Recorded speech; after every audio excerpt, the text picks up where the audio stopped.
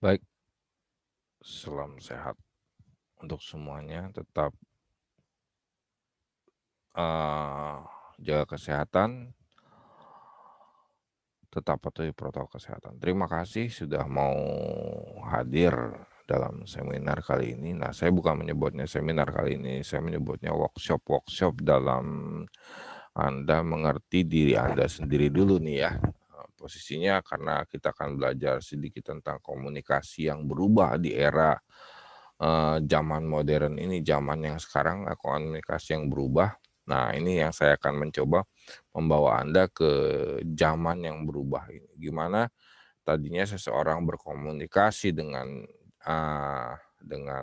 sistem yang lama, contohnya saja perdagangan. Perdagangan itu dimulai dengan ketemu antara pedagang dan penjual, ya antara penjual dan pembeli. Nah, itu dulunya seperti itu. Ya, saya mau cerita sedikit tentang bagaimana sebuah peradaban berubah gitu ya pada kondisi sekarang begitu ya. Saya melakukan hal ini juga gitu ya. Walaupun saya di dunia IT uh, sudah lama berubah, memang saya sudah mendekati perubahan dan banyak orang sering tahu, oh iya masa sih sampai seperti itu.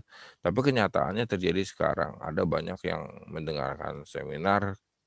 Saya coba mengatakan bahwa sebelum pandemi ini ada, bahwa satu kali dunia akan berubah, orang akan menghadapi perangkat lunak, akan menghadapi ini ya.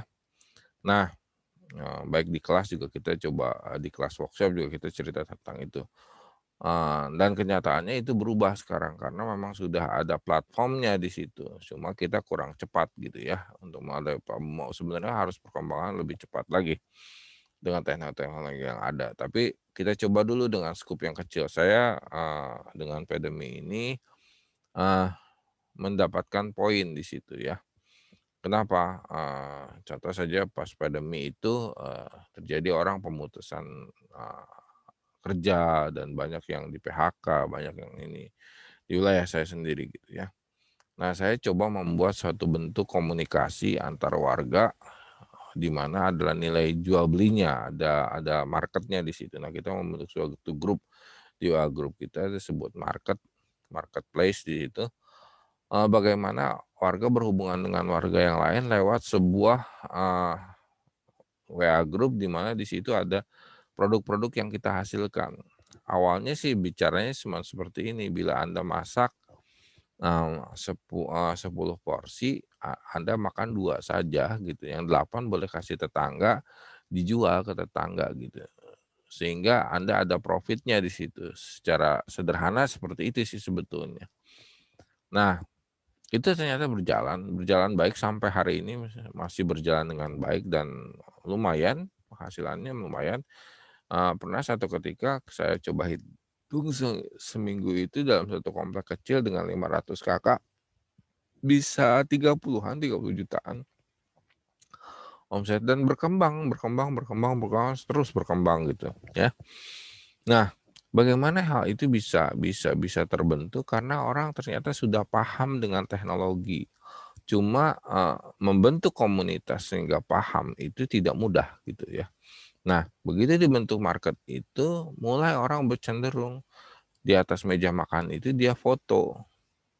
Nah, ini loh makanan yang mau besok kita atau 2 hari lagi kita mau launching di ini, sekitar untuk makan siang. Ada yang bilang, "Ini ada menu makanan sarapan, silahkan nanti diantar sampai di rumah sebelum berangkat kerja." Kemudian ada yang makan siang, menu makan siang, ada makan sore, ada menu camilan, ada apa.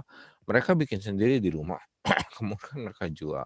Ada yang produknya memang mereka punya rumah produksi ternyata, tapi nggak jalan karena apa? Karena memang pada masa pandemi ini konter kemudian apa itu nggak jalan. Karena apa? Karena kan orang udah nggak mau lagi ketemu orang di luar gitu loh. Karena ada pandemi di dalamnya. Nah itu menjadi satu acuan kita, akhirnya berkembang. Marketnya di dalam pasar kita dulu. Dan sampai sekarang ada market yang malah dari luar masuk ke dalam gitu. Nah, Dengan perkembangan-perkembangan seperti ini, market yang seperti ini, dan orang sudah paham dengan teknologi, lihat komunikasi itu berubah. Dari awalnya komunikasi face to face, ketemu dengan vokal, ketemu dengan perangkat keras. Saya pernah membuat sedikit riset tentang bagaimana orang berkomunikasi dengan temannya, seberapa intens mereka dengan temannya langsung dengan vokal atau langsung dengan gadgetnya. Ternyata penemuan saya mengatakan sekitar 68% sampai 76,5% orang cenderung berkomunikasi lebih banyak dengan menggunakan IT, dengan menggunakan WhatsApp, menggunakan media-media sosial. Bahkan memperkenalkan diri untuk eksis, Anda tahu harus menggunakan media sosial sekarang dan berkomunikasi di situ.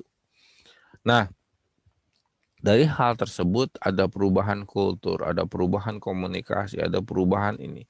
Nah, di workshop ini kita mengenal dulu perubahan-perubahan itu akan seperti apa, tapi dari diri kita dulu ya, dari diri kita dulu. Saya mau menghubungkannya dengan sebuah organisasi, saya menghubungkannya dengan nilai-nilai entrepreneur.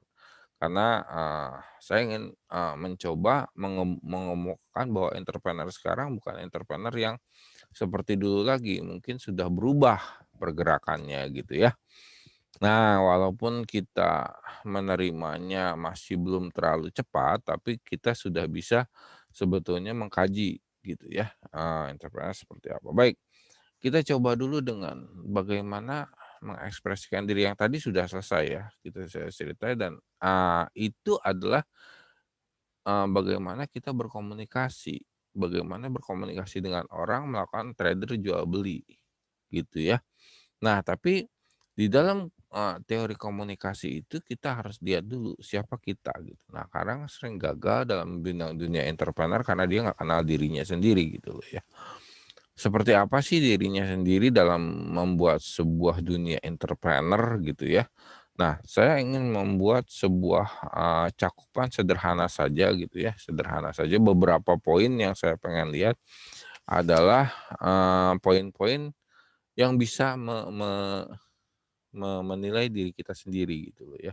Nah, poin ini akan mengkarakteristikkan Anda ada di poin di mana. Sebagai contoh saja ya, ada karakter-karakter yang dalam dunia kerja sering dikemukakan, Anda tuh nggak kooperatif loh gitu ya. Artinya apa? Anda tuh tidak bisa networking, Anda tuh tidak bisa komunikasi gitu loh. Nah, itu sebagai salah satu, kendala Anda nanti di dunia kerja gitu ya. Komunikasi verbal, katanya harus ada komunikasi verbal, tapi dunia sekarang bukan komunikasi verbal, komunikasinya komunikasi dengan menggunakan ini. Nah, contoh saya beberapa tahun kebelakang ini memberikan sebuah scheduling sama orang, udah nggak pernah ketemu sama orang yang, saya bikin scheduling, bahkan kita meng-hire beberapa orang itu dengan tidak ketemu gitu ya, meng-hire orang itu dengan tidak ketemu. Artinya gini loh, saya punya dulu pernah ada satu pekerjaan dunia IT, harus mengerjakan sesuatu gitu. Nah, saya, disuruh meng-hire seseorang, ada sebuah referensi, orang ini bisa ini, oke, saya bilang, "Keluarkan saja fee-nya, CV-nya, ya kirim ke email, saya baca, oke." Nah, saya punya sedikit simulasi pekerjaan dan saya coba kasihkan sama dia gini, "Ini simulasinya seperti ini, bisa nggak kamu bikin ini begini?" Ternyata dia bisa bikin. Kemudian saya bikin simulasi, saya oke lah, Anda bisa, saya pikir masuk tanpa melihat lagi wajahnya, tanpa ketemu langsung orangnya, langsung kita kasih tiket, kita kasih, ini uang saku, berangkat, gitu ya. Nah, di sana dia bilang, "Oh ya, kami sudah selesai." Terus saya coba bekerja dengan di remote system, dia kembali lagi ke tempat kami, kemudian saya nggak ketemu orangnya, fee-nya kita bayar, selesai. Sampai hari ini kita nggak ketemu orangnya. Tapi kok bisa seperti itu ya komunikasi? Karena kita, sudah mencoba membuat scheduling yang tepat gitu.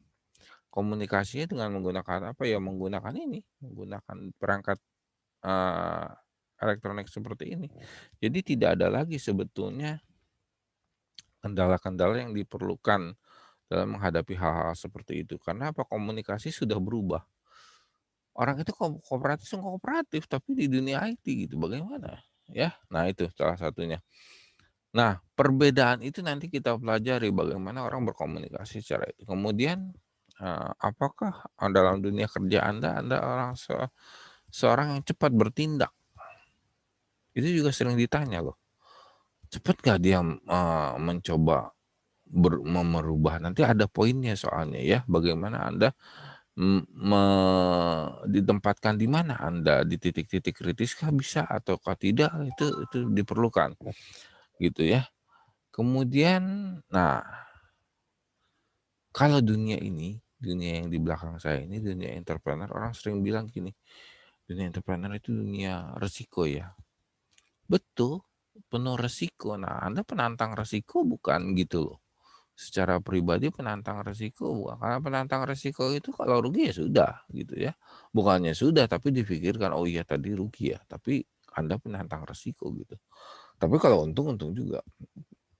Karena begini, dalam dunia usaha itu melihat kesempatan dulu, bukan resiko gitu ya. Kesempatannya bagus nggak? Kalau bagus, masuk.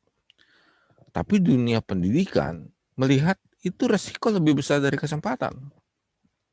Makanya ada satu orang bicara dengan pendidikan yang tinggi, dia bilang, dia nggak ngerti apa-apa dalam menanggulangi resiko. Betul. Seorang pengusaha, pemilik modal, dia tidak mengerti apa-apa tentang resiko. Kadang-kadang dia hanya lihat, oh ini resikonya segitu, tapi keuntungan saya lebih besar loh daripada resiko yang terjadi gitu. Perkecil aja resikonya enggak masalah, kerugian kecil, tapi keuntungan yang saya dapat lebih besar. Perhatikan. Jadi ada perbedaan di situ dalam mengolah itu. Nah, makanya Anda yang berpendidikan tinggi biasanya di-hire untuk apa? Memperkecil nilai-nilai resiko gitu. Nah, itu ya. Nilai-nilai resiko apa? Resiko dalam dunia bisnis. Gitu ya. Jadi bukannya itu, karena Anda harus tahu bahwa resiko itu harus ditanggulangi gitu kan. Taunya Anda yang mengetahui gitu ya. Kemudian, nah, Anda berpikir rasional nggak gitu loh dalam dunia ini, entrepreneur. Nah, kalau dunia entrepreneur rata-rata rasional, ya, orangnya rasional. Kenapa? Makanya diperlukan riset dalam dunia entrepreneur yang besar. Tidak bisa hanya mengandalkan feeling saya. Jadi kadang-kadang orang sering salah loh, bisnisnya hebat ya, karena feeling. Bukan, karena rasionya, dia rasio menghubungkan antara kesempatan dengan keadaan dia sekarang. Itu rasio. Dan kadang-kadang bisnis itu bukannya rasio juga sih. Ya kadang-kadang itu coba-coba kan gitu. Intinya logikanya coba-coba dulu gitu. Kita nggak tahu ke depan apa, tapi pengambilan keputusan di bidang lebih cepatnya itu, lebih gitu ya.